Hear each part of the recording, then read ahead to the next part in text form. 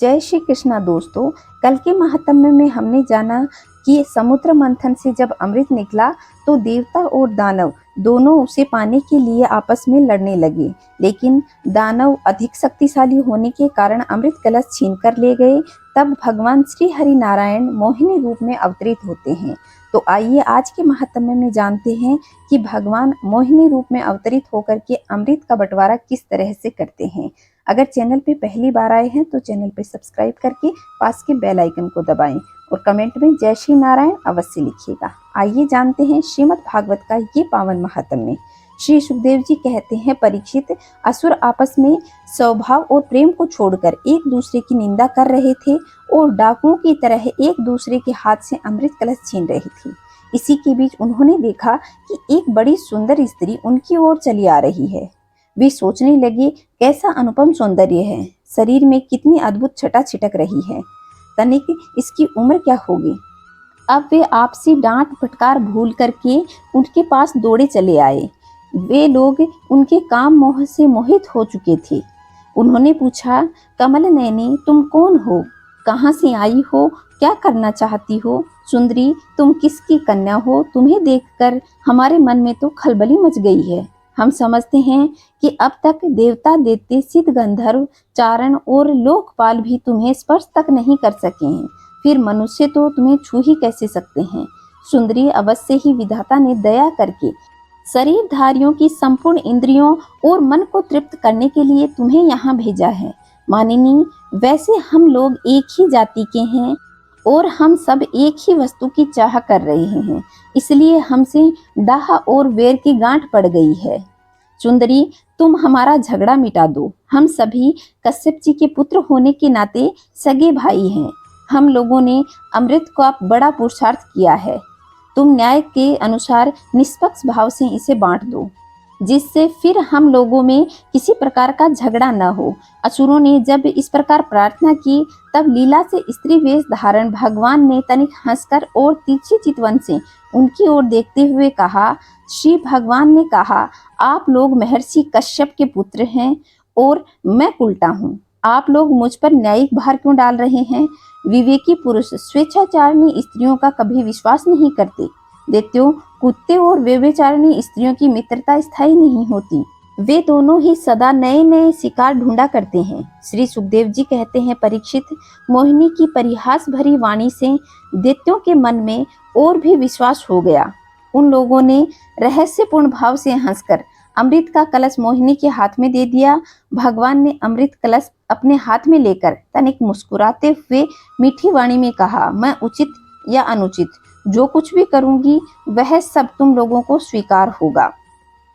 मैं यह अमृत बांट सकती हूँ। बड़े बड़े दैत्यों ने मोहिनी की मीठी बातों को सुनकर बारीकी से नहीं समझा, इसलिए सबने एक स्वर में कह दिया, स्वीकार है, स्वीकार है। इसका कारण यह था कि उन्हें मोहिनी के वास्तविक स्वरूप का पता नहीं था।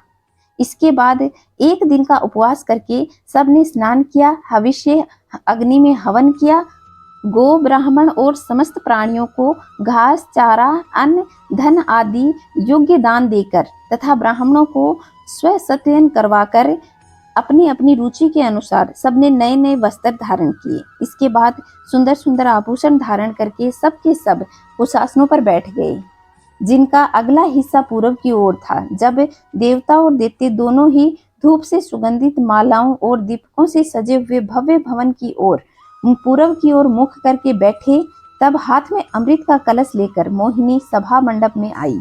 वह बड़ी ही सुंदर साड़ी पहने हुई थी। उसके स्वर्ण नुपुर अपनी झनकार से सभा भवन को मुखरित कर रहे थे। सुंदर कानों में सोने के कुंडल और उसकी नासिका, कपोल और मुख बड़े ही सुंदर थे। स्वयं पर देवता भगवान मोहिनी के रूप में ऐसे जान पड़ रहे थे मानो लक्ष्मी जी की कोई श्रेष्ठ सखी वहां आई हो। मोहिनी ने अपनी मुस्कान भरी चितवन से देवता और दैत्यों की ओर देखा। वे सब के सब मोहित हो चुके थे। उस समय उनके स्तनों पर अंचल कुछ खिसक गया था। भगवान ने मोहिनी रूप में यह विचार किया कि असुर तो जन्म से ही क्रूर स्वभाव के हैं, इनको अमृत पिलाना सांप को दूध पिलाने के समान बड़ा ही अन्यायपूर्ण होगा। इसलिए उन्होंने असुरों को अमृत भाग नहीं दिया। भगवान ने देवता और असुरों को अलग अलग पंक्ति में बिठा दिया। उसके बाद अमृत का कलश हाथ में लेकर भगवान दैत्यों के पास चले गए।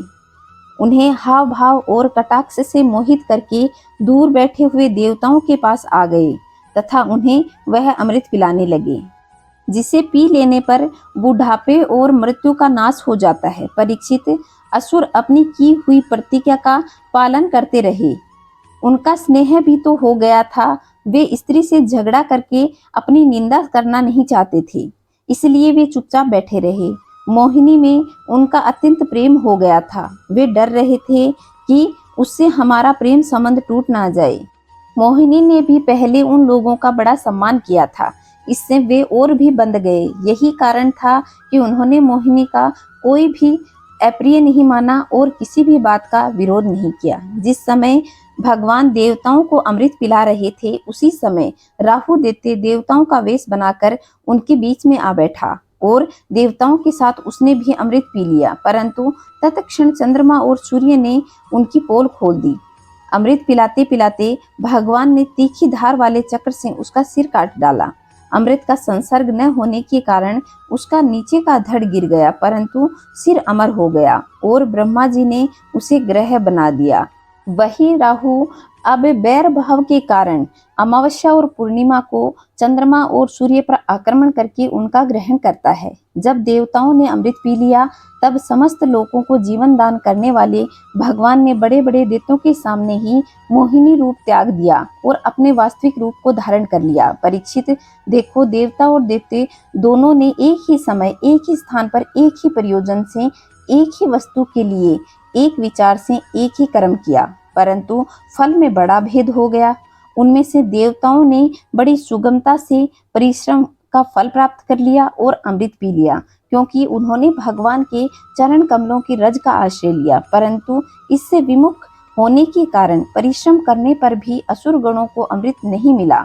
मनुष्य अपने प्राण, धन, कर्म, वचन, मन, वाणी आदि से शरीर और पुत्र आदि के लिए कुछ भी करता है, वह व्यर्थ होता है, क्योंकि उसके मूल में भेद बुद्धि बनी रहती है। परंतु उन्हीं प्राण आदि वस्तुओं द्वारा भगवान के लिए जो कुछ किया जाता है, वह सब भेदभाव रहित होने के कारण अपने शरीर, पुत्र और समस्त संसार के लिए सफल हो जाता है। जैसे वृक्ष की जड़ में पानी देने पर तना, टहनी और पत्ते सबके सब सींचे जाते हैं, वैसे ही भगवान के लिए कर्म करने से वे सबके लिए हो जाते हैं। श्री सुखदेव जी कहते हैं, परीक्षित, यद्यपि दानवों और दैत्यों ने बड़ी सावधानी से समुद्र मंथन की चेष्टा की थी, फिर भी भगवान से विमुख होने के कारण उन्हें अमृत की प्राप्ति नहीं हुई। राजन, भगवान ने समुद्र को मथकर अमृत निकाला और अपने निज जन देवताओं को पिला दिया। फिर सबके देखते देखते गरुड़ पर सवार होकर वे वहां से चले गए। जब दैत्यों ने देखा कि हमारे शत्रु तो बड़ी सफलता प्राप्त कर ली है, तब वे उनकी बढ़ती सहन नहीं कर पाए और उन्होंने तुरंत हथियार उठा लिए और देवताओं पर धावा बोल दिया। इधर देवताओं ने एक तो अमृत पी लिया था और ऊपर से उन्हें भगवान की शक्ति भी प्राप्त थी। वे भी अपने अस्त्र शस्त्रों से सुसज्जित होकर दैत्यों से भिड़ गए। क्षीर सागर के तट पर रोमांचकारी अत्यंत भयंकर संग्राम शुरू हो गया। देवता और दैत्यों की घमासान लड़ाई ही देवासुर संग्राम के नाम से कही गई। वे दोनों ही एक दूसरे के प्रबल शत्रु हो रहे थे। दोनों ही क्रोध से भरे हुए थे और एक दूसरे को आमने सामने पाकर तलवार, बाण और अन्य अनेक अस्त्र शस्त्रों से एक दूसरे पर चोट करने लगे। कई वर्षों तक इस तरह युद्ध चलता रहा और कोई भी रुकने का नाम नहीं ले रहा था। तब नारद जी ने कहा, देवताओं, भगवान की भुजाओं की छत्र छाया में रहकर आप लोगों ने अमृत प्राप्त कर लिया है और लक्ष्मी जी भी अपनी कृपा कोर से आपकी ही अभिवृद्धि की है, इसलिए आप लोग अब लड़ाई बंद कर दें। श्री सुखदेव जी कहते हैं, देवताओं ने देवर्षि नारद की बात मानकर अपने क्रोध के वेग को शांत कर लिया और वे सब के सब अपने लोक स्वर्ग को चले गए। उस समय देवताओं के अनुचर उनके यशगान करने लगे। युद्ध में बचे हुए दैत्यों ने देवर्षि नारद की सम्मति से वज्र की चोट से मरे हुए बलि को लेकर अस्ताचल की यात्रा की। वहां शुक्राचार्य ने अपनी संजीवनी विद्या से उन असुरों को जीवित कर दिया। शुक्राचार्य के स्पर्श करते ही बलि की इंद्रियों में चेतना और मन में स्मरण शक्ति आ गई। बलि यह बात समझते थे कि संसार में जीवन मृत्यु, जय पराजय आदि उलटफेर तो होता रहता है, इसलिए पराजित होने पर भी किसी प्रकार का खेद नहीं किया। तो दोस्तों यह था आज का महात्म्य। आगे की महात्म्य में अगली महिमा को जानेंगे। तब तक खुश रहें, मस्त रहें, चारों तरफ स्वच्छता बनाए रखिए। कमेंट में जय श्री नारायण अवश्य लिखिएगा। जय श्री नारायण दोस्तों।